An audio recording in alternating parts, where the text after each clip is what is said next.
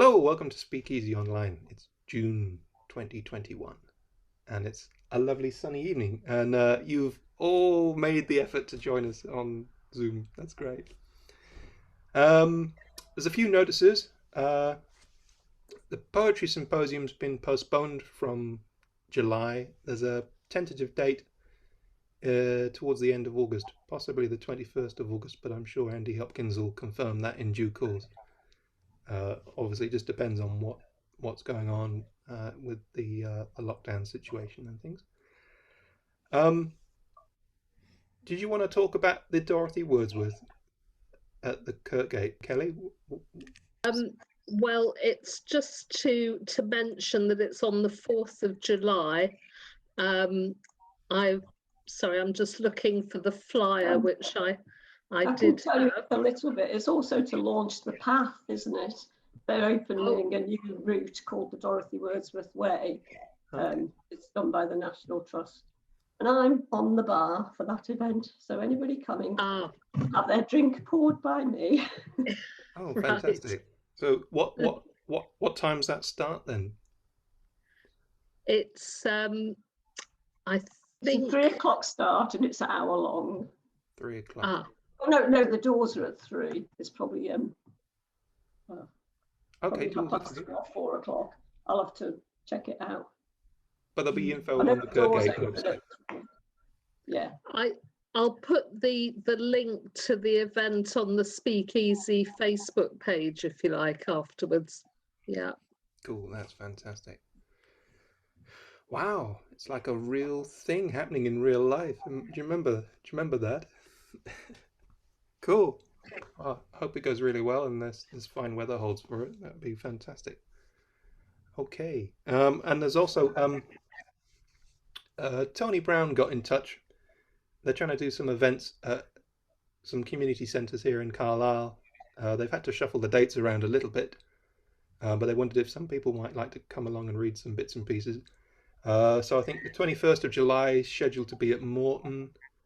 Friday the 27th of August, there might be an event at Harrowby Community Centre. 29th of August at Brampton.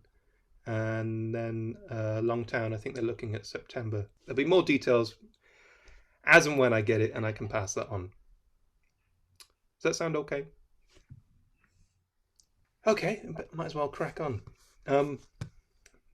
This one is called Why Did You Resign?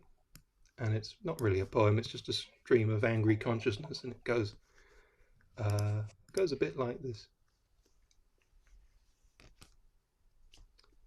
Failure to act on the oncoming wave? Of course not. I mean, who could have foreseen any of this happening? What about China? What about Italy? That slow motion wave? Did you think it would stop before hitting our shores? Was it the failure to procure enough PPE? We had more than enough PPE. Really? Yep. Really? Loads. I mean, I don't know what the nurses were complaining about. Was it the breaking of the ministerial code when you got your pal to provide PPE eventually? It was a crisis we've not faced in over 100 years. The PM said he had complete faith in me. I mean, that's a ringing endorsement, isn't it? It must have been for allowing COVID-positive patients to return to care homes. I've been straight with people. That didn't happen. It did. No, I don't think so. We put up a ring of steel and protected care home residents. Except the ones who got coronavirus. Well, obviously. Was it for the catastrophic track and trace system which didn't work? We delivered a world-beating system. As in, the world's worst. Was it for delaying a second lockdown and causing over 100,000 UK deaths? I didn't cause the deaths. It was that pesky virus what done it. I know. It'll have been in support of the NHS pay rise. They deserve way more than a 1% increase. No. It's a generous offer in difficult times. We've all got to tighten our belts. We're all in this together. It's not really that generous. More a cut in real terms. But does anybody really know what that means? Besides, we clapped for them lots and lots. Okay, so was it getting your personal friend and aide on the board that oversees your department and your performance? Maybe. The improper use of private emails to conduct government business? Could be. And the hypocrisy of the fact you were having an affair with this woman, whilst publicly stating time and time again that we must all abide by social distancing rules. Nobody's perfect. Just like most people aren't the Secretary of State for Health and Social Care. Exactly. So why didn't the Prime Minister sack you?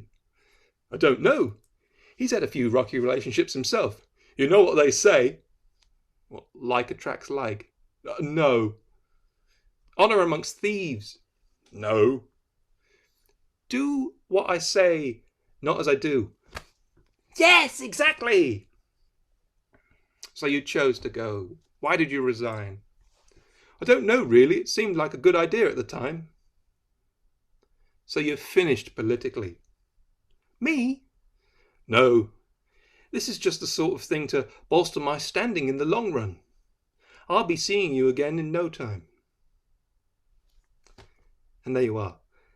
That's just my feelings on this this last week. Boils your blood, doesn't it? Crazy.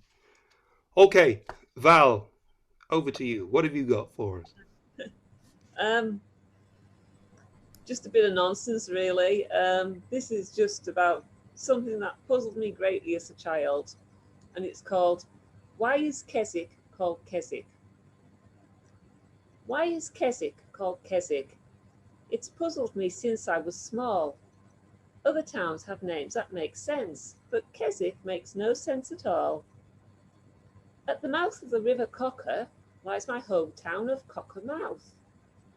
My holidays were spent in Southport, a town by the sea, down south. Workington's name is obvious. Everyone's dad worked there. At Maryport, the Queen of Scots landed in a boat somewhere. Whitehaven has a small harbour. I think the cliffs must be white. Carr's biscuits are made in Carlisle, so obviously that reason's right. But why is Keswick called Keswick? Keswick means nothing to me, unless it's something to do with candles. It remains a complete mystery.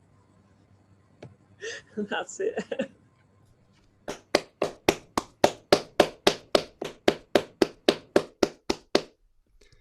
Oh, that was great. And what a lovely tour around Cumbria.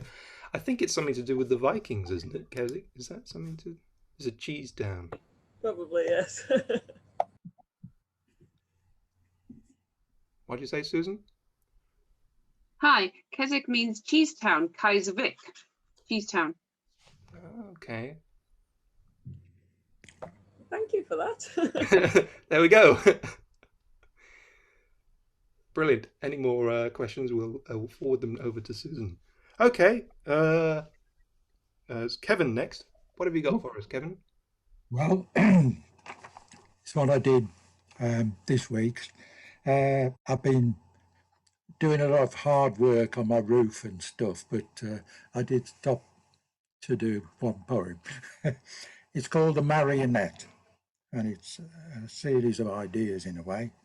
And forgive me if I'm a bit, I find it harder to read now. Anyway. The marionette, who pulls the strings on a day like this? Will it be me that sings? The red square, the black shadow, the bright light, and the smiles, where will the journey end? No strings attached. I've heard that before, on more than one occasion. The red square is black. The night light turns blue. Apprehensive, I wait for direction. Sounds of laughter heard in the night, a tapping at the door. Come on in, take a seat. I've seen your face before. A yellow circle on the square. The red one that I mentioned. The light dimmed before my eyes. A string of words connecting.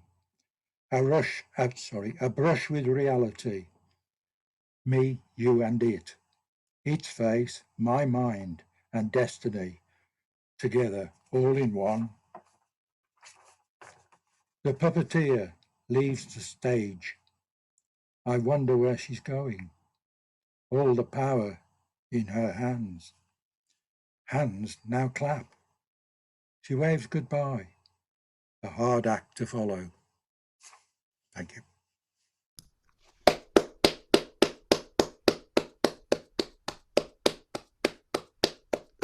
Good. That's enough. That was great. Thank you very much, Kevin. Yeah. Well, hopefully that isn't a hard act to follow.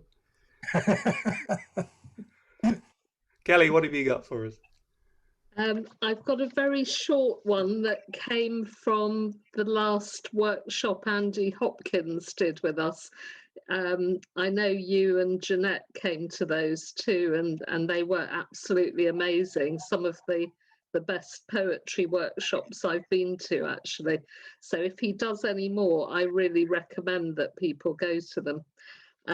So this one, it's called In My Mind, I've Been to Antarctica, and I understand the way frozen water forms luminous threads, the way it weaves blankets of snow and sheets of ice, the way glaciers shift in their sleep, moaning like whales, the way they lose parts of themselves, slipping away into oceans, the way Antarctica is Earth dreaming, a white tablecloth shaken out, the way our fingers keep pulling at the threads, the way it will come undone.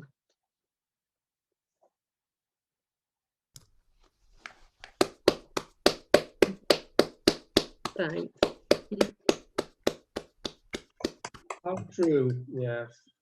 Really good. That was it. And that, yeah, we spoke about that last line at the workshop as well. It just brings it all together really nicely. Yeah. Yeah, they were good workshops.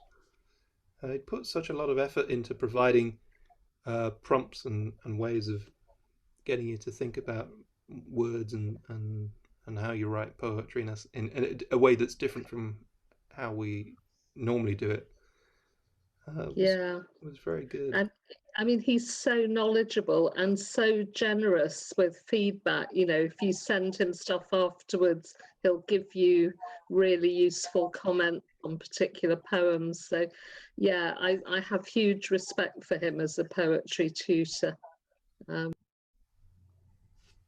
Yeah, well, that's ringing endorsements there. So if you do get the chance to partake in one of his workshops in online or even in real life when they get going again, hopefully, yeah, well recommended. Okay, Tony, what have you got for us? Oh, don't mind. I'm going to do both of mine at the same time, because if I do them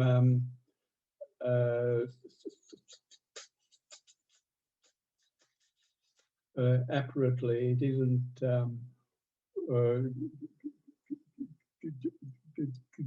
going to work.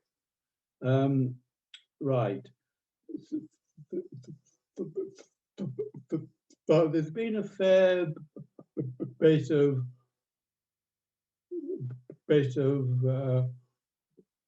publicity about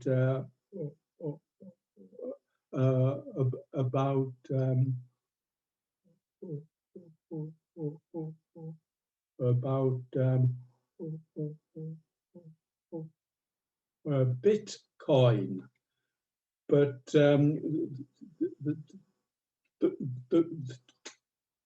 there is a whole world of these crypto currencies out there, and it is a strange and rather dangerous for a world, I think. And I have done a song for you about it. And I must emphasize it is based firmly on a song by the late great Mike Bortison, who is one of my folk music heroes. So I'm going to do his song first because it came first and is much better. And afterwards I'll do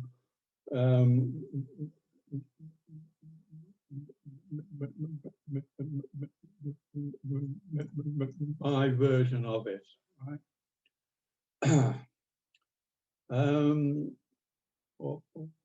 This one is called 3-Day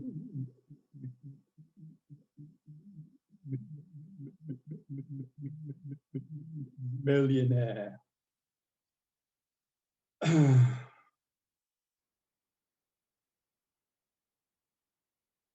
Why, I left school Friday, I started work on Saturday to catch the early tide and be a galley boy's me plan.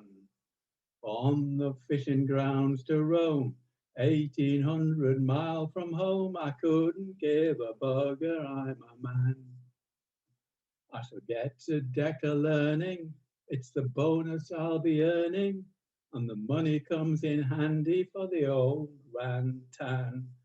Brill cream in me hair, 3-day millionaire.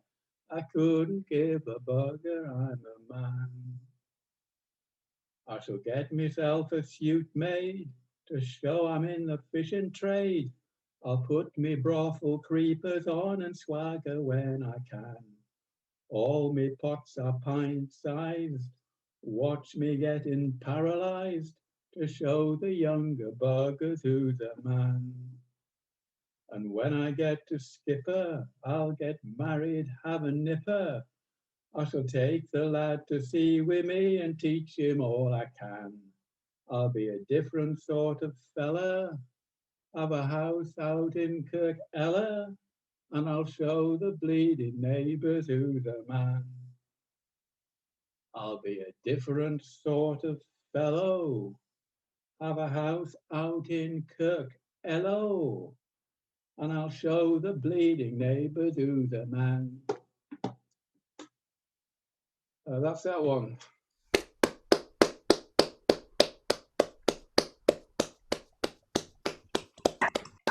I think that recording deal is getting more and more likely, Tony. All right. Right. Okay. I'll compose myself again and then do this one about Bitcoin and stuff. And I've called it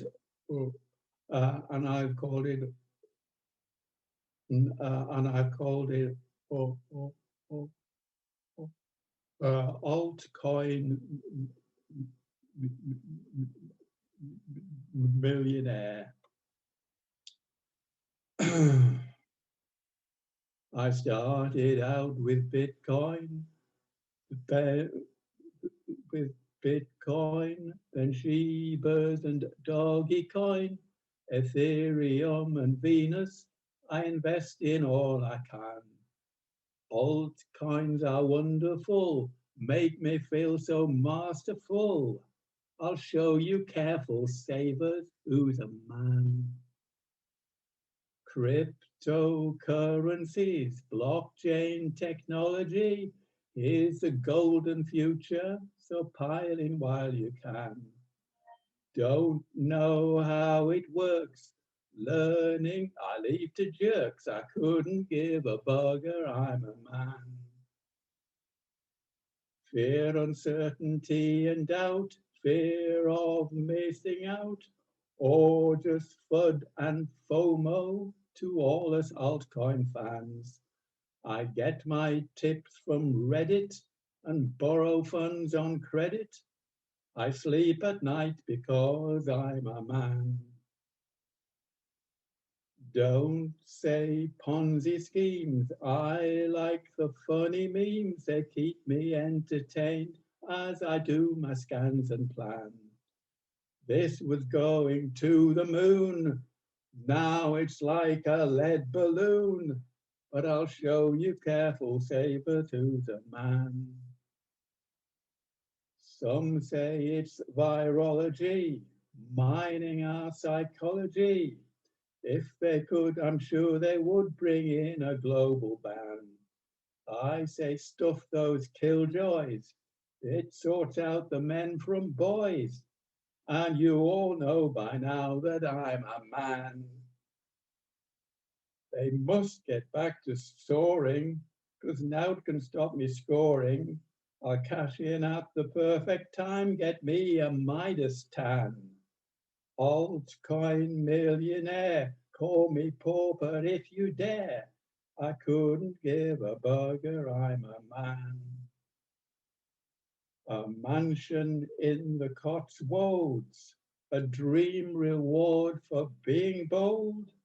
And I'll show the bleeding neighbours who's a man. There you go.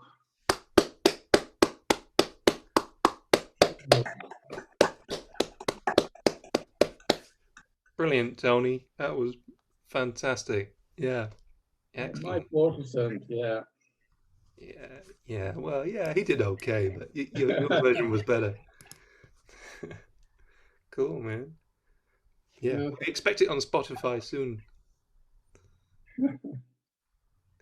Cool. All right. Roz, follow that. I will do my best, but it's probably not good enough. Oh, damn it. I said I wasn't going to complain anymore that I wasn't writing anything worth writing. Anyway, this was based on our performance last time. Oh, actually, I did a couple of things I'm going to say first. Jeanette, I saw Chris and he said eventually that is going to happen, but he's on furlough and everything's, but it's still on the cards. Yeah. Oh, that's great. Thank you. Okay, he was very flustered. What else did I have to say? Forgotten. Oh, just I watched your Unity thing, but I was unavailable on the day, and I really enjoyed the Phil and George show. Thought it was great. And now I shall read something to you. This is based on, it doesn't have a title, but I think some of you will know what it's about, others won't. You would expect, beyond all doubt, a laptop's a thing that should move about. But whether it's due to technology or drink, we seem to have lost our ability to think. And we let the computer take command, and we defer to its every demand. While the machine sits there serenely, it treats us somewhat meanly and makes us shuffle round the table, not grasping that we should be able to turn the screen to face each in turn, which is not a difficult skill to learn. But we have adopted a subservient role and allowed the machine to take control. And it makes us dance around the room in a form of musical chairs for Zoom. And that was that. Thank you. Thank you.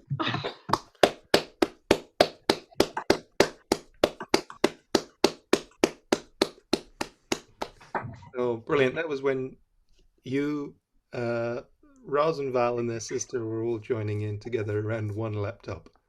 And you kept changing chairs instead of spinning the computer. Yeah, well, it made it an interesting evening. Yeah, memorable. That was great. Okay. George, what have you got for us? Yeah, I've been taking part in this thing recently called the Craft of Poetry, where we get weekly prompts. I think Kelly, you may be part of this as well, actually. Yes, yeah, oh sure.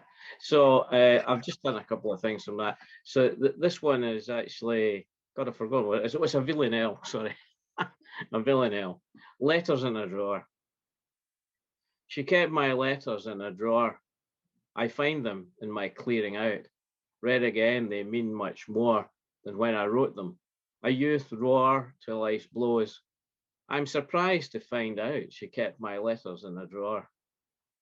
Love gives my simple words such power. I hope there was no cause to doubt what read again means so much more. Time drifts away the losing hour when love is fresh. I'm freaked out. She kept my letters in a drawer. How much of me as lives is sore for what I wrote, I live without. And read again, it means much more. Now age is camping at my door and death hangs patiently about. I keep my letters in a drawer. Read again, they mean much more.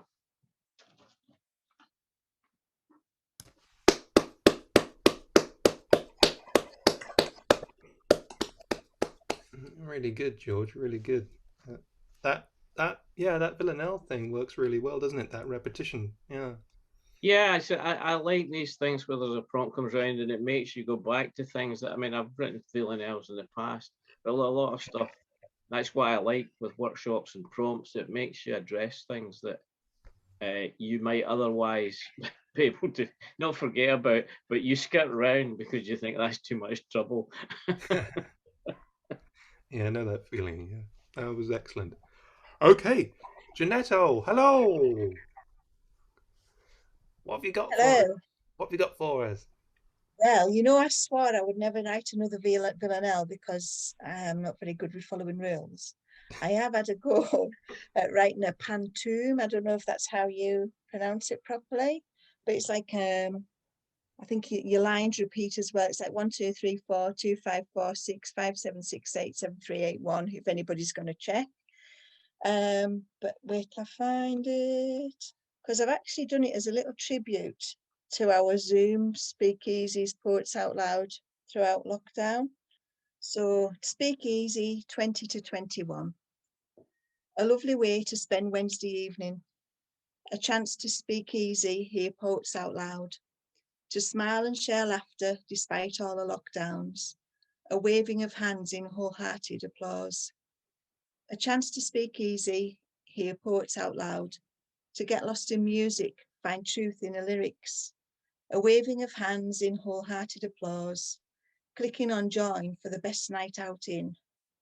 To get lost in music, find truth in the lyrics. An excuse to find space with like-minded people. Clicking on join for the best night out in. Being part of a group where our words can be trusted. An excuse to find space with like-minded people.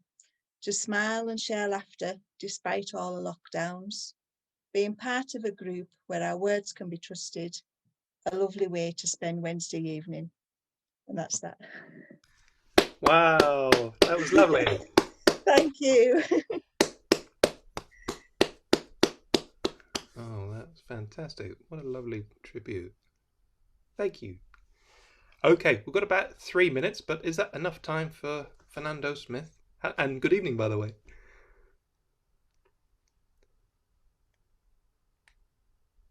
You're on mute. He's going to do mime, everybody. Hello. Hello. I'll do it. I could do it quick because it follows on nicely from Jeanette's. Because I don't know if I'll be able to do it quick enough because I go on a bit. No, let's start again. I don't think I can do it. Okay, I don't want to get in trouble where you were halfway through a song and it cut off. I'll tell you what I can do. I can introduce it now. Oh yes, because it follows on from what Jeanette did. Because it's one I found earlier on today that I wrote for the last Speakeasy at the Foxes, and I don't think I ever performed it because for whatever reason, probably because I was going on too much and ran out of time. And so it's it can introduce the second half as speakeasy, I suppose, because it's a kind of a speakeasy, yeah. Hey. Oh, I'm still coming down. Okay, that was a good Okay. intro. I like that. I'm not at work so anymore. Being a bit daft.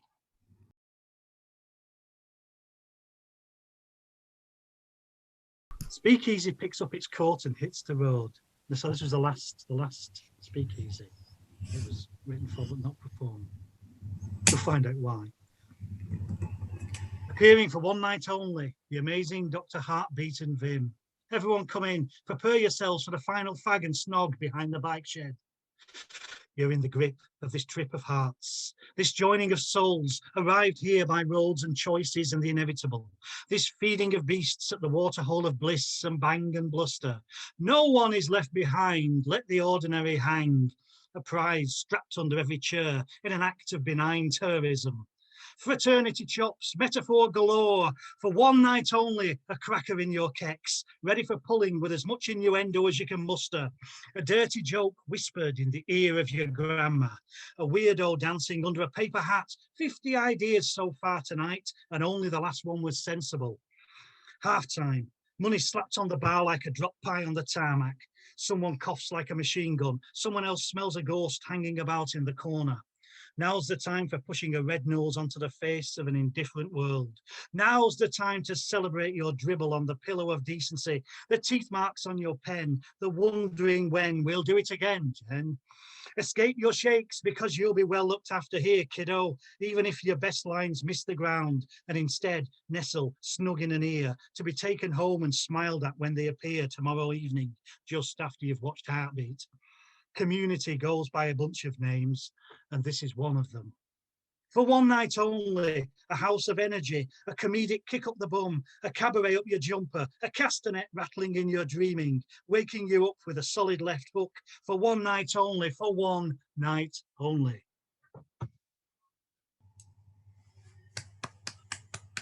That was a bit tiring. That was almost like performance poetry. That was wonderful as well. That was performance poetry. What a quieter one, or I can wait. Well, we'll go around the room again. Yeah. That was great. And yeah, I like that line. Communities go by a bunch of names, but this is one.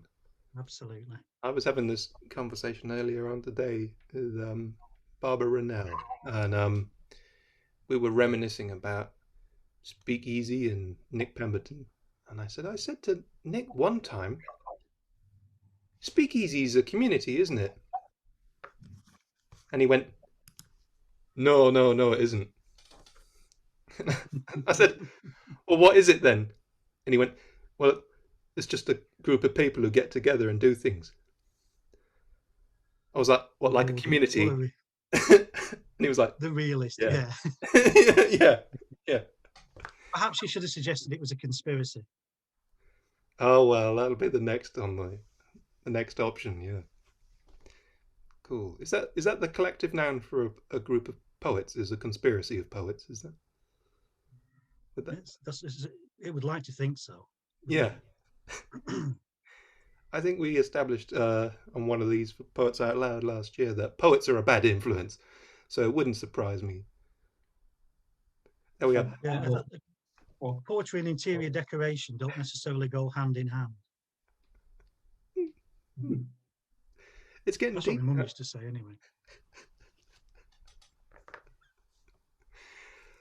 It doesn't usually go this weird until later on in the evening, but it's good. Okay. I've got a very short poem here. This is called Telling Stories. And it's a limerick, supposedly. Let's see what happens. Once is often the start to your tale.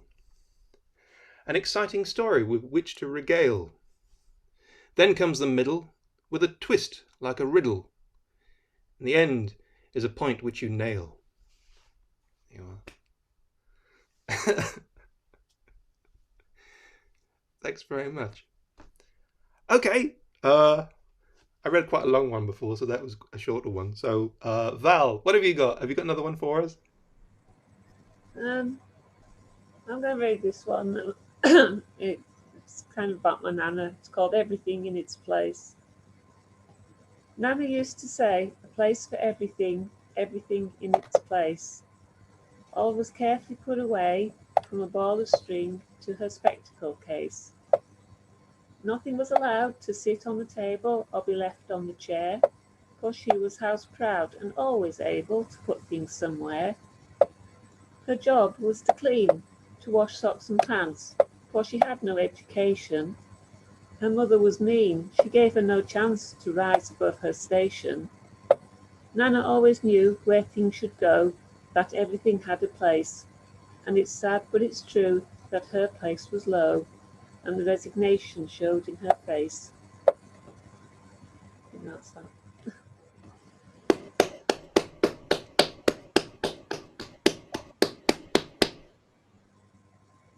Thank you very much, Val. Thank you. Yeah, so hopefully people have a better lot in life these days. Hopefully. Right. Kevin, I think you said you only had the one, didn't you? So that's cool. Okay. Kelly, do you have another one for us?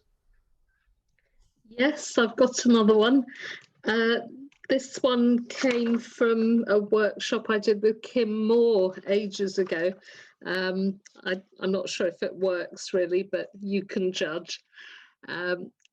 If Emily Dickinson were my best friend, I'd visit her in Amherst, climb the wooden stair and knock gently on her bedroom door. I'd ask her to tell me her secret, how to distill 200 words into 20, how to pin down a thought before it slipped away like a ghost. I'd tell her the sun was shining, book 2 tickets to Paris, take her to the Rodin Museum, suggest she let her hair down. We'd go to a bar in Montparnasse, drink gin and tonic from big glasses, talk about how women's lives had changed and not changed. I'd try to take away her sadness, even though her sadness made me love her. I'd say, did you know you'd become an icon? Was that what you wanted?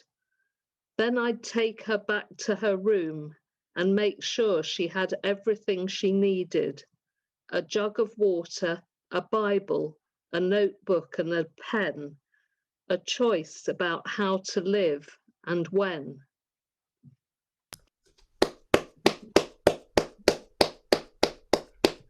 Thanks. That was good. Yeah, that works. That works really well. I think that works really well. Yeah. Yeah. Cool. Thank you very much.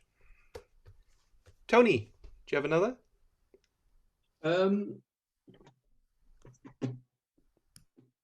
Well, I could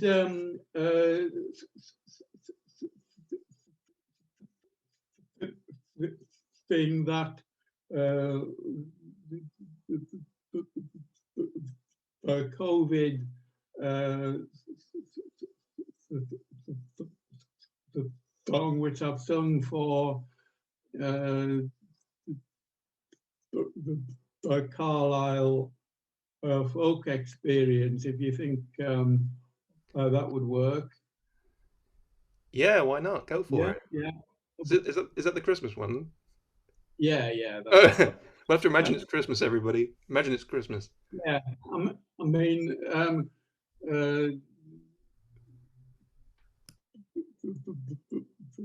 the pandemic is all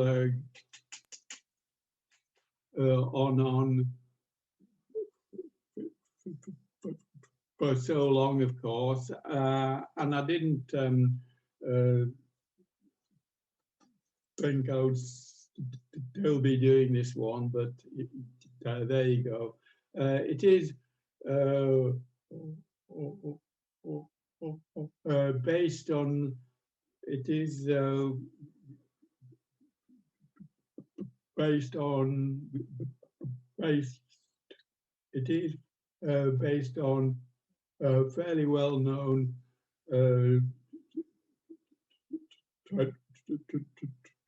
traditional a folk song called uh, called uh, called oh, called oh, oh, a sheep, a crook, and black dog. And they'll find it mentions a couple of people anyway who also come to SpeakEasy. The COVID version. The folk clubs are quiet now, no sessions in pubs. How dearly we love the tunes, how sweetly we sang. But the virus came on us and has ended it all. Oh, COVID, blasted COVID, you're breaking my balls. Now autumn is upon us and summer's long past. All festivals were cancelled. They all hit the dust. No stepping stones, no IRB, no music on the Mar. No Newcastleton, no Whitby, it's all too bizarre. The Morris departed, there were no dancers there, only the ghost of them on greens and in squares. No swords, belts, or handkerchiefs, just sorrow and care. Oh, COVID, blasted COVID, it's so bloody unfair. Here's my fiddle, here's my songbook, I'll give unto you.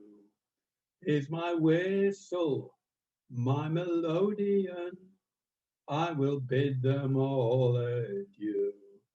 But hold on, I think I'll keep them, for what have we here? It's that Carlisle folk experience, we love it so dear. There's Jean Hill and Kim Symes and Philip on the Zoom. There is Susan and there's Harry from their separate rooms. There's John Lovrum and Aidan and John Ramsey Grieve. There's Doug and there's Leslie. And then we've got Steve. There's Richard and there's Sally with us from Penrith town. And there's Dave with a shanty to bring the curtain down. I am Tony, and if I've missed some, I do apologize. Merry Christmas, a better New Year to all of you guys.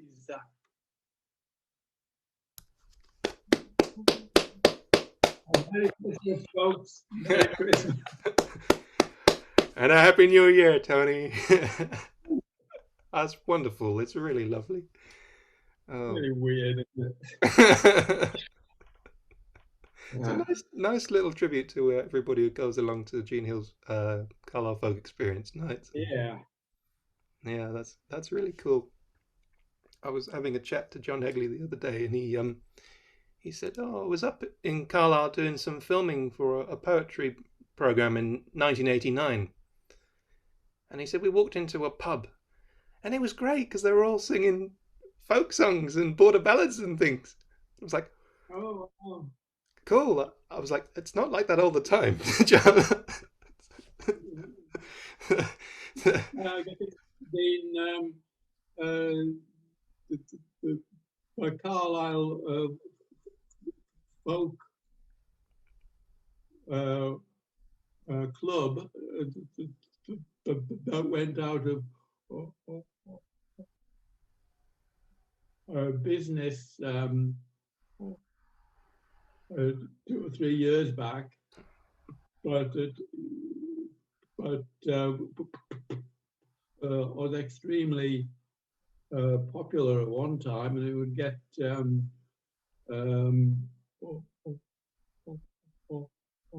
up to 100 people there at its height. Wow, that's impressive. That's great. Yeah. Well, hopefully be able to meet up in real life at some point soon. I hope so, yeah. My God, it's been a long time, hasn't it? It has. Maybe there'll be some new folk songs joining yours in the tradition. Yeah, if there was 100 people, you're absolutely right, Susan. You'd be waiting all night to get your turn. Yeah. Good stuff. Thank you very much, Tony. Okay, then. Cheers. Okay. Roz. I've got to nip off now, I'm afraid. See you all. Thanks Okay. a lot. Bye. Cheers, Kelly. Bye. All right, then. Roz, do you have another one for us? Not really. I was writing. I You was should say, writing yes, my good yes, I have. I decided we weren't, but anyway. Oh, I've missed you, Roz. Pardon? You've missed me. Right. I'm going to do topping and tailing gooseberries because I was thinking about it the other day because it's that time of year and I fell apart last time I read it, so I never read it properly. So I'm going to have another go. And if I start crying in the middle, just ignore me. Topping and tailing gooseberries, deftly turning the small green fruit, lifted one by one from the colander. Snip, snip, a muted thud as it drops into the box. Rhythmic and time-consuming, hands fully occupied, mind free to wander. But I already know where my thoughts will go, back to another garden on a sunny afternoon, 25 years ago, when I sat, passing the time, unable to concentrate, mindlessly, rhythmically, topping and tailing gooseberries, snip, snip, thud, willing the time to pass, snip, snip, thud, waiting, anxious to make the phone call, afraid of the answer, knowing the odds are against a success, but aware this life-giving intervention could add 30 years to your life. Without it, you would not have become an adult. While I turned the small green fruit, surgeons deftly turned your small heart, lifted from your body. Snip, snip. The life-giving flow was redirected to extend your life.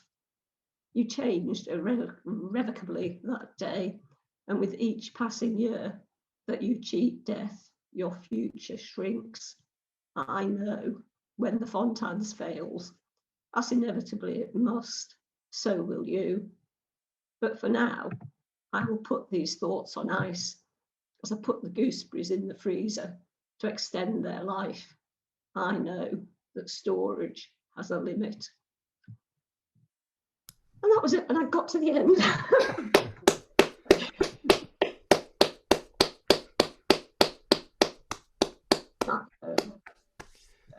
Wow, Roz, that's a great piece, and that's about Jackie. Yeah. That's so powerful. What? Pardon? Powerful. It's very powerful, that, Roz. Yeah, well, who knows? It means a lot to me. I don't know if it's a great poem for anybody else, but you know. No, I think the meaning, the weight that you have attached to it comes through in the words and the way you deliver it. Yeah, it's really lovely. And yeah, Susan's saying in the chat, you know, well done, Roz. I always love your stuff, and brave lady. And you're going to have to go and sort out another dinner. So we'll see you next time, Susan, and bye for now. See you next time. Okie dokie. George. Hello. Thanks, Phil. Actually, there's a couple of things I should have mentioned earlier, just in case anybody's interested. The McClellan Poetry Competition finishes closes on the 4th of July. Judges Luke Wright. It's run by the Arch something or other. Like I can't remember. It's reasonably good money if you win it. So if anybody's interested. And the other one is that the Paisley Museums and Art Galleries are, I can't remember what it's called now, the actual thing, but there's a competition going on which will close on the 31st of July, if I remember correctly, which is about John Eardley, which is to have some response to John Eardley's work. As you probably know, this is the centenary of our birth. And there was another competition, which I forgot to mention the last time we were at something, but it's closed, unfortunately. But the Paisley one's still open, although I think they make reference to, it would be good if you reference the paintings we hold in our collection. And then when you go into it, there's no reference of what paintings they hold in their collection, which is so useful. But never mind. I'm sure that you could think of something if you wanted to do it. But just to mention that, sorry, I should have done it at a different time, Phil, but it might be of interest to some people. That's okay. Do you think you can send the links through to the Facebook page or something, and we can? I'll try and do that. Yeah, I'm not good at that sort of thing, but I'll have a look, and hopefully I should be able to do that. Yeah, I never thought about it until just now. It was when it was when Kelly mentioned something, I thought I should have done this. And then this next one, funnily enough, Jeanette, is a pantoum because it's a response to the prompt, which was this week's, which was for a pantoum from the craft of poetry.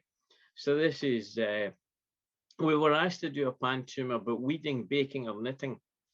I thought that was stretching me rather more with the subject than the actual poem structure. So I went for weeding, but not quite in the gardening sense, because if you saw my garden, you'd know it's a long time since I've weeded. But this is weeding.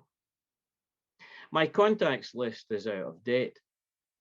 I barely recognize some names I really should eliminate, the good time friends and long gone flames.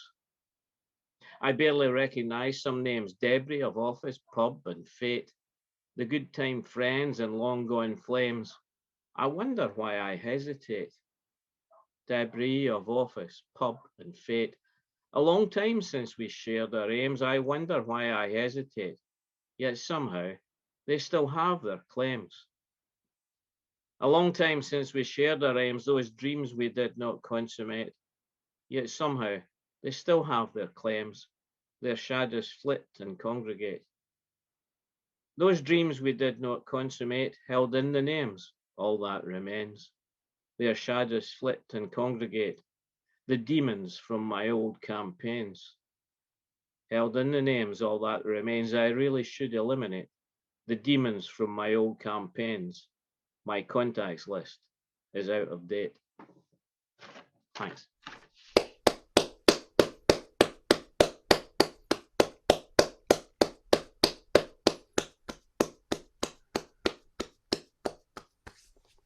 Yeah, that was really good, George. Yeah, I think, yeah, sometimes you do have to do a little bit of pruning in the old contacts list and things. Yeah. Talking about weeding. Does anyone else feel really guilty if you actually cut a name off? Yeah. I mean, I had a guy who hasn't sent me Christmas cards for about 4 years, and I thought, I'm going to stop sending him Christmas cards. And then as I scored the name off the list, I'd known him since I was 12, and I thought, God, but I mean, he's not dead. It's not, I mean, I do know he's still alive. He just, for some reason, but his wife doesn't like me. I think that might be it, but she may have a reason, of course. I was a bad influence on him. We used to get very drunk together. That explains all those things. terrible things you put about you on social media. I was just going to say that it is quite painful, and I've on a couple of poems about that. Really, it really hurts sometimes. I was going to say about actual weeding. Ventured down the garden the other day. No, hadn't been in the garden for a little while. I could barely get down the garden because there was nettles about this high. There used to be a washing line down there, but there's like half a tree reaching over it now. Nettles where there used to be lawn, and it's all gone a bit wild. So that needs attention. So that's going to be a mission towards the end of this week, I think. Gather them for wine, Phil. Gather them for wine. There'd be a whole winery, I think. Oh dear, yeah. Anyway, Janetto, I think we're with you. Can I indulge in a bit of a draft of a poem? It's a work in progress. I'm not really a football supporter, but when there's a big match on like last night, I will watch it. So we had the old telly in the garden, and to amuse myself, I got my little line of duty notepad, and I put down some of the lines coming from the commentary, and I've tried to put them in a poem. So that goal was like a plate served warm. How are you feeling now? Confident? It's been quite cagey, no real risks. We've put our personality into the game. The chance he's been waiting for. Can he stick that away with his left foot? The only right thing we can do here is score. Patience will be running out. Apart from that, he done well. That little bit of quality, that hold of the ball on home turf. Everything was in slow motion. There's pandemonium, you can say it. There's pandemonium in the stadium. Wherever you are watching, take deep breaths. This time, more than any other time, in the din of the delirium, that is it. It finally happened. 2-0 to England. Onwards and upwards, something to behold. 3 lions on the shirt, it's coming home. A beautiful moment. Then Neil Diamond sang Sweet Caroline. To believe they never would, as the camera pans in on a German supporter, a small girl sobbing.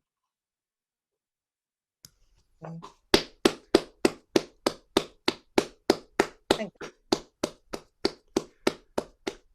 Yeah, there was some funny turns of phrase that the commentators were using. Yeah, that served on a warm plate was a new one on me. I was like, oh dear. But yeah, it was good that it only took 55 years to actually, get the right result again. Yeah. Yes, very. It doesn't really matter what they do now, really. I mean, No. Oh, it's all fun and games. What have you got for us, I'm going to have to say cheerio. Oh, Phil. Cheerio, Kevin. I'm going to have to. There you go. I need some food. Well, you take care. See you at the Poets Out Loud one. Yeah. Yeah, we'll see you next month. Yeah, you take care. Okay. Bye, everyone. Bye, Kevin. Bye. Alrighty then. Fernando Smith, have you got another one for us? Yeah. Cool.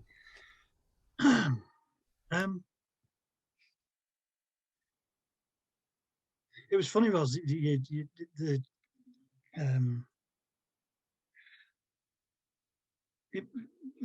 Listening to your last poem, it made me think about how I've got all these companions on the screen and I've not met most of them in the flesh, and how lovely that will be when it does happen.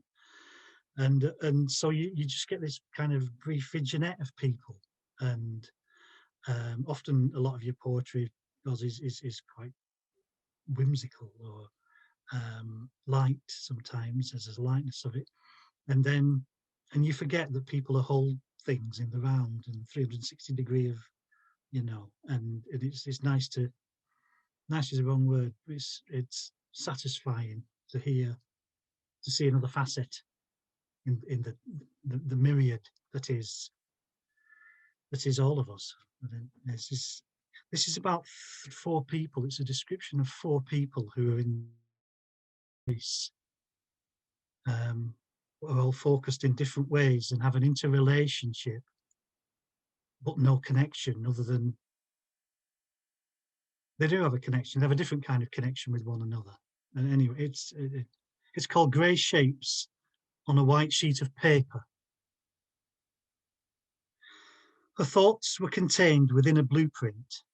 The head she sketched seemed sadder than time passing, for her intuition was nostalgic. A finger she raised, a pencil she held, a plumb line was formed, sighted to guide her appraising eye.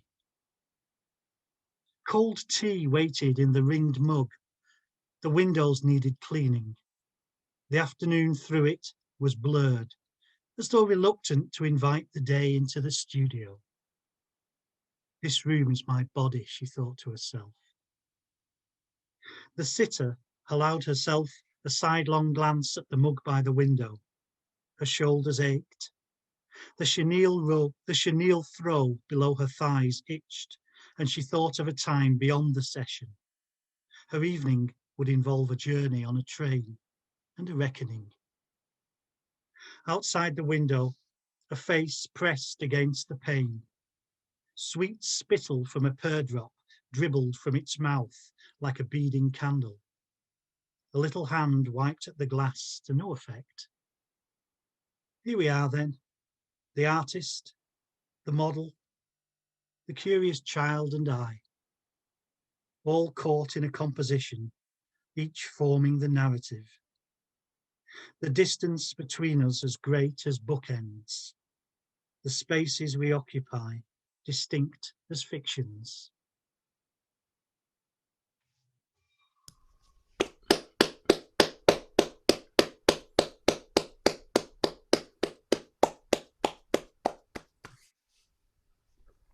That was great, man. You really conjured up a whole atmosphere there, and I could see it, you know, see the studio. That was great, man. Okay. See, you're right about that aspect of people. You know, they do. Everyone lets out little bits of themselves. I mean, from their soul. Not a little bit. That would be obscene. But they share part of their soul, don't they? Let me share this with you. No. But yeah, he said it first. It's interesting because it's done, you know, in the form of a poem or a song or what have you, and so there's a very particular way in which it's being done, and so we're revealing a considered part of ourselves,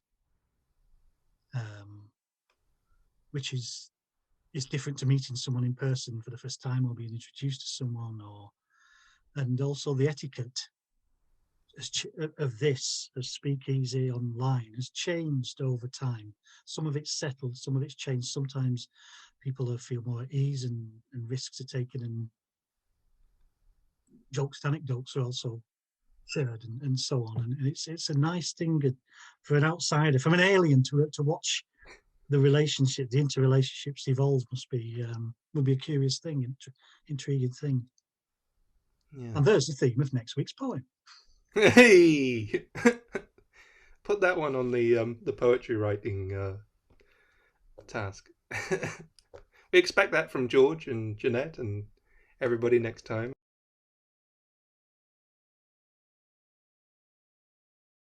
See, fastest finger first again, Joe. That one about the commentary reminded me of a wrestling match I once saw, where one of the commentators claimed that one of the fighters had carcinogenic fists. Right. Carcinogenic fists? Yeah, and I thought that's an odd thing to say. But some of those football commentary things reminded me of that. Oh, I mean, the You commentator. don't want to get into a lot of fight with him, would you? Oh, it's so difficult to try and come up with something original to say when you're commentating. He always wins, but it takes a really long time. Yeah. Yeah. I like it when they say, "Yeah, can't take anything away from him." They do that with boxing a lot. Interview afterwards. It was a game of chess. I was just thinking, when I come in there, immediately you come in, there's a voice comes up saying recording in progress, Yeah. which sounds quite threatening. And I suddenly think, I bet you Matt Hancock had wished there was a voice like that in his office that came out. Yeah. Stop that, put it away. Small things that amuse us, yes. As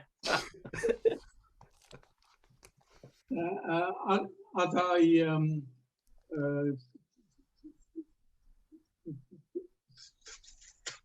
edit the start, Phil, I won't be able to stay for the full thing tonight.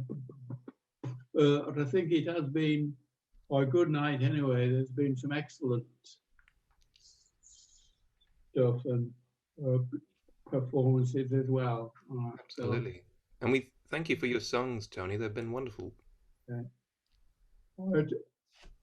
All right, cheers, everybody. I'll see you next time, or in a couple of months. We'll see, right? Yeah, take care, Tony. Okay, then. Cheers. Bye. Bye, then. Alrighty then. We've heard a bit about the workshops that Andy Hopkins ran, and I've got a poem that I wrote at one of those. He said, "It doesn't matter if you want to. You can be as surreal as you want to be." I thought, oh well, he might have asked, a question there. He might be sorry he asked that. So this one is I've walked on the moon. So it goes, I have walked on the moon early one morning, so I couldn't have my breakfast. So I couldn't flip my pancake or spread thick marmalade on my toast. So I got pretty hungry as I walked on the moon. So sometime around midday, a little after noon, I stopped at the Tesco. So I bought a sandwich. Had to pay contactless so I could survive. So I walked back home to my base on the moon and called Earth on the video link and asked if they could send a home grocery delivery. There we are. Did say it was surreal. There you are. Lobster giraffe. Hey. Thank you very much. Okie dokie. Val, do you have another one? I wasn't going to read this, but since Mark was talking about seeing different faces on Zoom, I'll just read it. It's just a bit silly, really. And it's just kind of based on those programs, The Masked Singer and The Masked Dancer. It's called The Masked Zoomer. When you see faces on Zoom, do you ever ask, who are they? Who are they? Who's behind the mask? If they all had a character like they do on TV and wore a big mask, who would they be?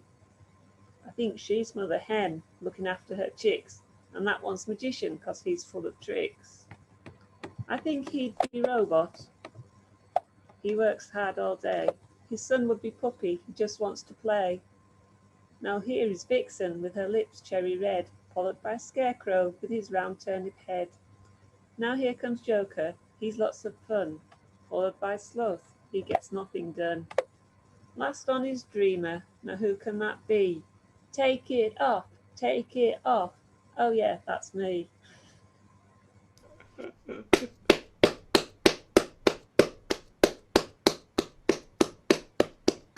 There's a format in that. There's a format.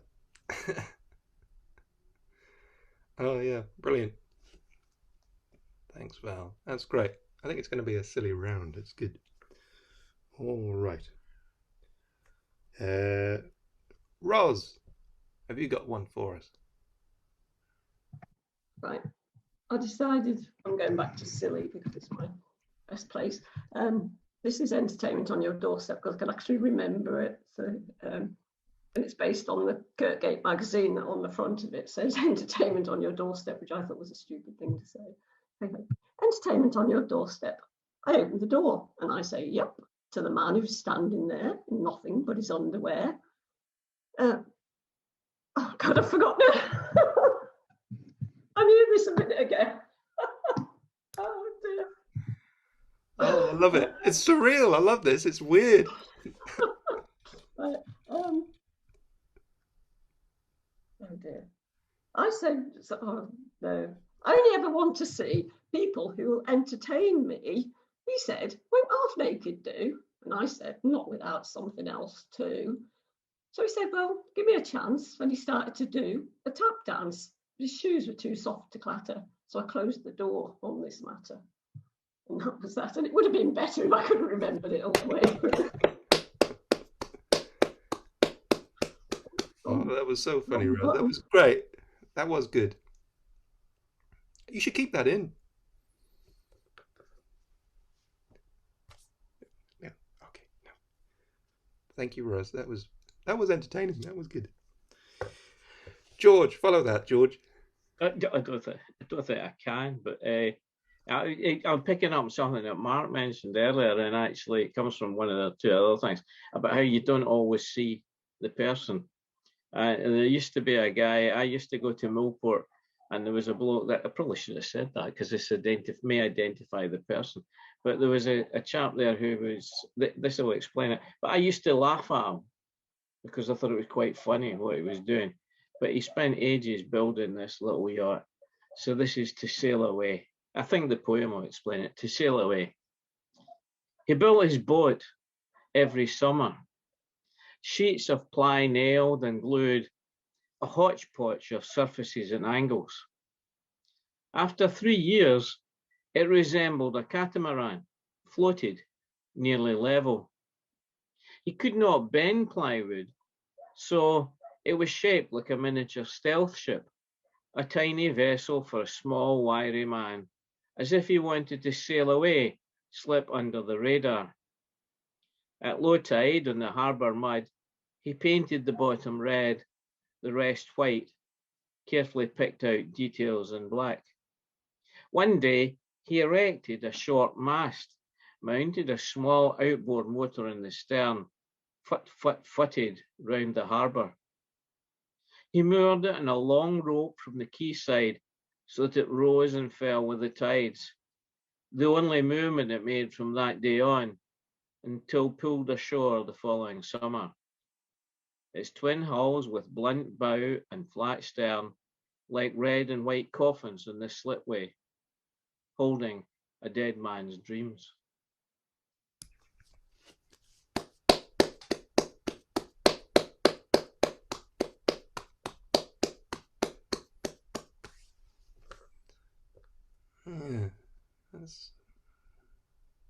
Yeah, it's nice, George. There's something profound about that, and that sort of, how we're driven to do things, aren't we?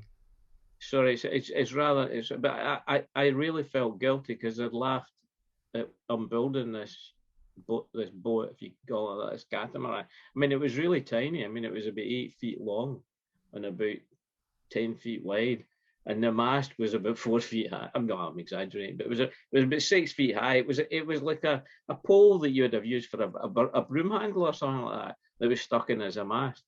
And I used to stand at the harbour side and laugh as he built this. And then he sailed it round, and it only sailed round the harbour. But the next year, when it hadn't moved, and then I discovered that he was dead. And I thought, well, he had his dreams, and he built his dreams. And in his head, maybe he sailed across the world in this thing. Maybe the world opened out for him because he built this boat.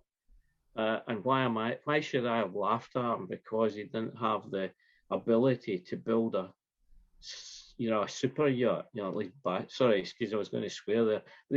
God, we're going to build a £200 million royal yacht. That's definitely what we need. Sorry, I'll shut up now. No, the evening started political. It's gone political again at the end. It's great. Yeah. No. Yeah, you do wonder why these decisions are made at the times they're made. It's like, is there not more important things to be doing? Yeah. But They thanks, can George. afford it now because there's all these dead pensioners that they don't have to pay anymore. Well, that's a coincidence, isn't it? Moving swiftly on. Here we got Jeanette. Jeanette, hello. Hello. I meant to mention earlier, I noticed via Facebook that Cake Snails are having a poetry night next Wednesday. If anybody's interested, back actually live speaking. And the poem I've got is from Andy's workshop as well. It was a video compilation on YouTube, wasn't it? Loads of answer phone messages. So following Andy's advice and being through the whole course, what was the last line is now the title, and I've chipped away at it. So anyway, it's called Time as a Habit of Going Away. Between the crackles, happy birthday, son. Amidst the screeches, happy new year, mate. Lost in charge of beer bottles. Between the scratches, cymbals, drums, and children singing, nothing to report. Something about a separation, something about an operation, something about a biopsy, blah, blah, blah. You know as much as I do. Between the crackles, the screeches, the scratches, a voice says, we need to have a little chat. Talk to me. Can you call me back? I heard your news. I'm really sorry.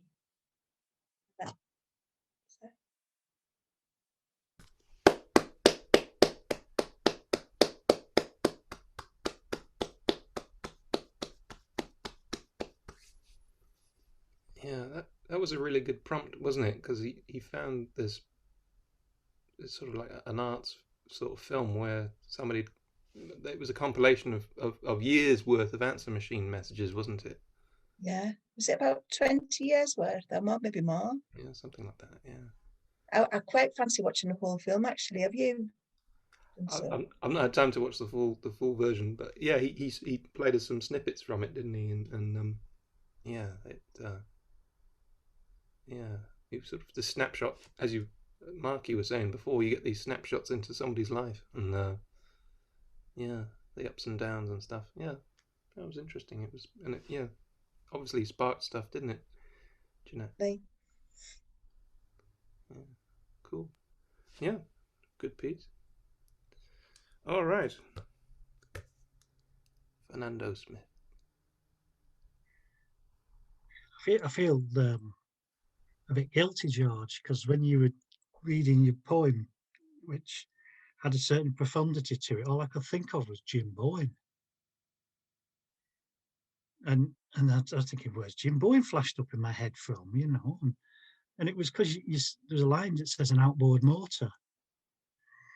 And I remember on Bullseye once, these two lads from Yorkshire won. And Jim Bowen said, and tonight's star prize, an outboard motor. And I thought that'll come in handy in Bradford. So I digress. There was a young lady from China who took a ride on a liner. She slipped on the deck and twisted her neck, and then she could see right behind her. That's for you, Phil. Here's a short poem about the cleverest man in the world.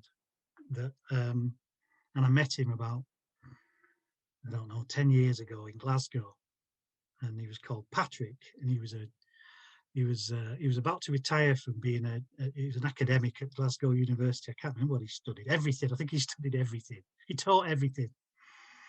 And the night started off really well, and then he just kind of crushed me with his knowledge, and I've never recovered. It's called Patrick.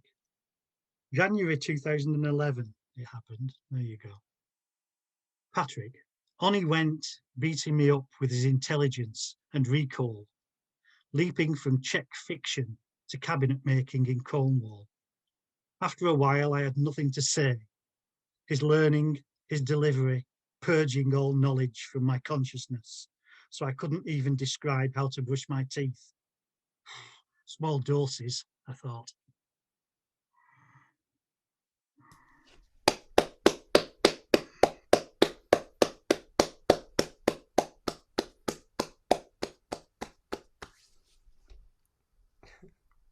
Excellent. Stay away from clever people.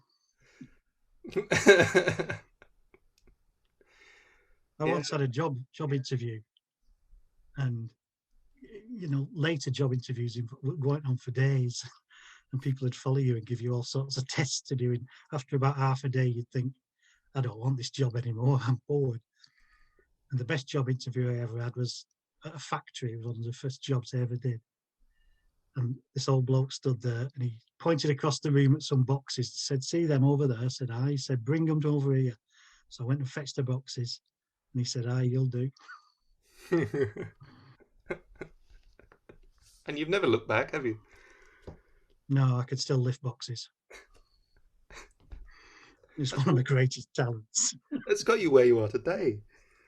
It has, yeah. Yeah.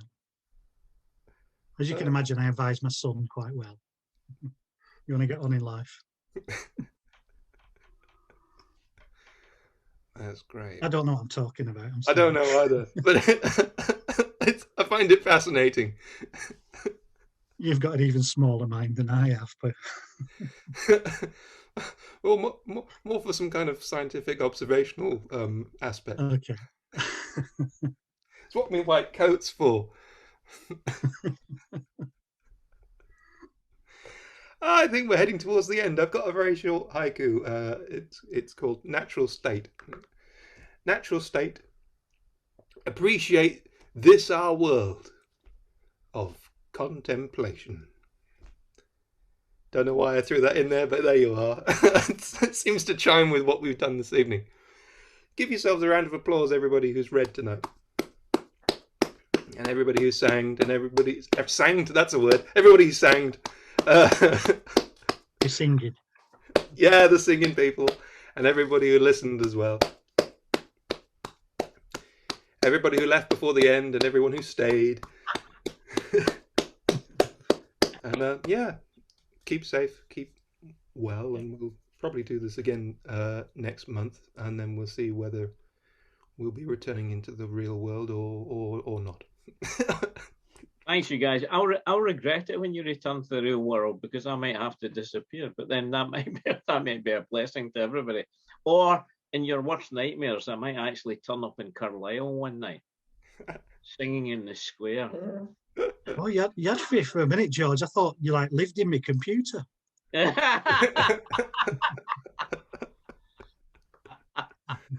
Like when you were a child and you used to think that there were little men behind your telly screen.